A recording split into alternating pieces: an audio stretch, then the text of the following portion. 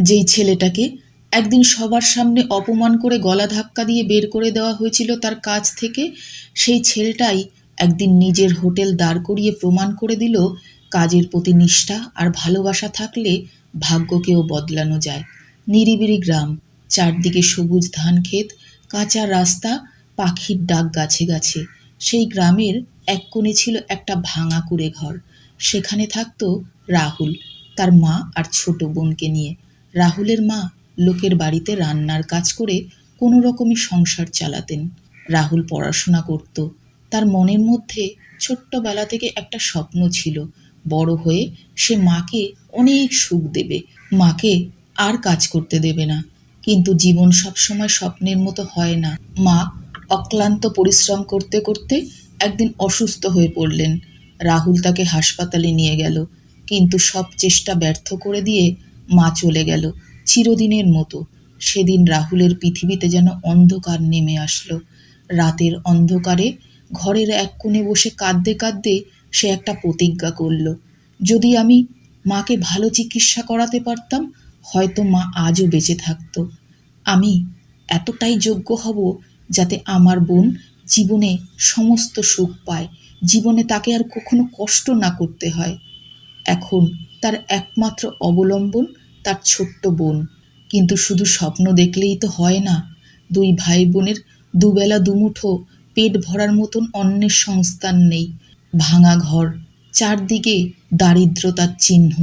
তবু তার ভেতরে একটা জেদ ছিল, আমাকে কিছু করতেই হবে। সে সকালবেলা উঠে পরের দিন বেরিয়ে পড়ল কাজের খোঁজে। অবশেষে একটা চায়ের দোকানে অনেক খোঁজাখুঁজির পরে সে কাজ পেয়ে গেল। সেখানে সে দিনরাত পরিশ্রম করত। সে চা বানাতো, খরিদ্দারদের পরিবেশন করত, সব কিছু চুপচাপ মুখ বুজে সে করছিল। কিন্তু তার এই সরলতা আর পরিশ্রমের সুযোগ নিত তার মালিক। অন্যদের থেকে অনেক বেশি কাজের বোঝা তার উপর চাপিয়ে দেওয়া হতো। রাহুল সারা দিন কাজ করত মুখ বুজে। সে সব কিছু বুঝত, কিন্তু কিছু বলতো না। তার দরকার ছিল কাজ, দরকার ছিল টাকা। তার বোনের পড়াশোনার খরচ চালানোর জন্য তাকে কাজ করতেই হবে। একদিন তাড়াহুড়ো করে চা দিতে গিয়ে একজন গ্রাহকের গায়ে চলকে কাপ থেকে একটু গরম চা পড়ে গেল।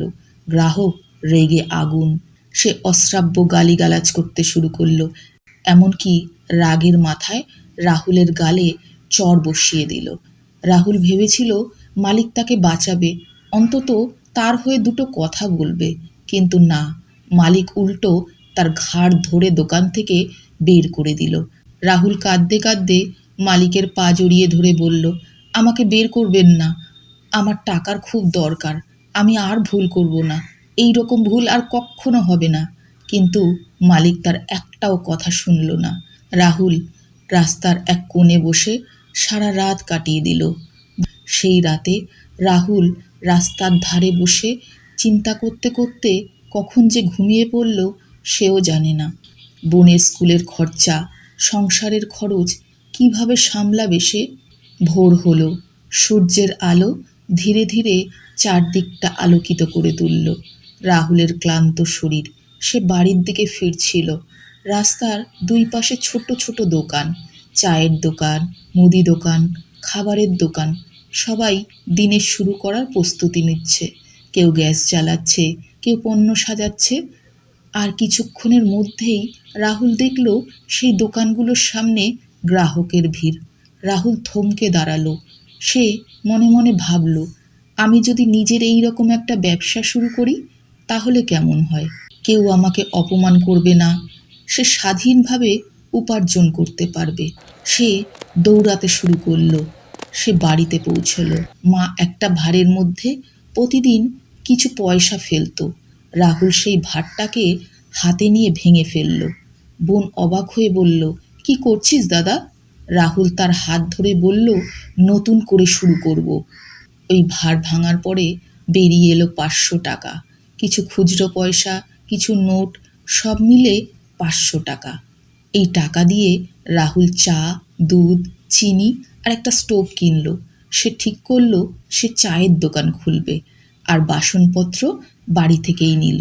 তারপরে বাস স্ট্যান্ডের পাশে একটা ছোট্ট টেবিল পেতে শুরু করলো তার নিজের চায়ের দোকান।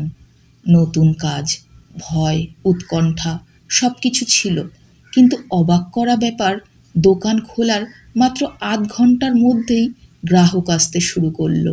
রাহুল হাসি মুখে সবাইকে চা বানিয়ে দিল। তার ব্যবহার, তার আন্তরিকতা সবাইকে মুগ্ধ করলো। প্রথম দিনই 700 টাকা বিক্রি হলো।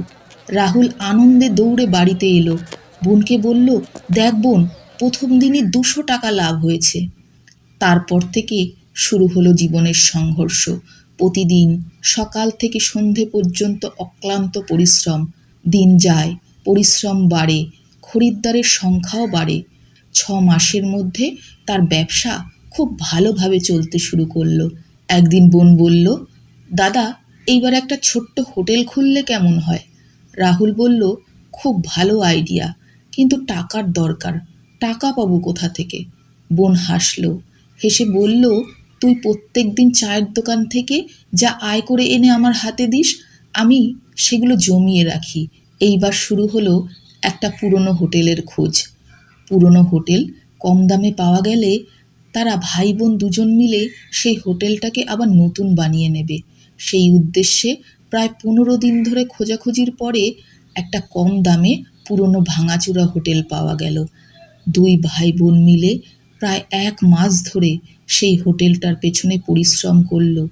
চেয়ার, টেবিল, রান্নার জিনিসপত্র, এই সমস্ত কিছু কেনা হলো। মাত্র 1 মাসের মধ্যে একটা ছোট্ট হোটেল দাঁড়িয়ে গেল। রাহুলের রান্না, মানুষের সঙ্গে তার মিষ্টি ব্যবহার, কর্মের প্রতি তার নিষ্ঠা, সততা সব কিছু মিলিয়ে হোটেলটা খুব জনপ্রিয় হয়ে উঠল। সে 2জন হেল্পারও রাখল। এখন এলাকার সেরা খাবার মানেই রাহুলের হোটেলের। ভাঙা কুড়ে ঘর থেকে আজ পাকা বাড়ি হয়েছে। বোন উচ্চ মাধ্যমিক পাশ করে কলেজে ভর্তি হয়েছে। একদিন বোন বলল, আমি পড়াশোনা শেষ করে তোর হোটেলের হিসাব দেখাশোনার কাজ করব। রাহুল হেসে বলল, আমার হোটেল এখনো এত বড় হয়নি যে আমাকে অ্যাকাউন্টেন্ট রাখতে হয়। দুজনে হেসে উঠল। আজ তারা অনেক সুখে আছে, শান্তিতে আছে। রাহুল এখন স্বপ্ন দেখে একটা বড় রেস্টুরেন্ট খুলবে। বোন বলে, সব হবে। আমরা দুজন দুজনের সঙ্গে থাকলে, তুই এইভাবেই রাত দিন পরিশ্রম করে গেলে একদিন আমাদের সব স্বপ্ন সত্যি হবে। সততা, নিষ্ঠা আর পরিশ্রম, এই 3টে যদি আমাদের সঙ্গে থাকে, তাহলে জীবনের যে কোনো বাধাই আমাদের থামাতে পারবে না। যা আছে, যতটুকু আছে তা দিয়েই শুরু করতে হবে। সফলতা আসবেই।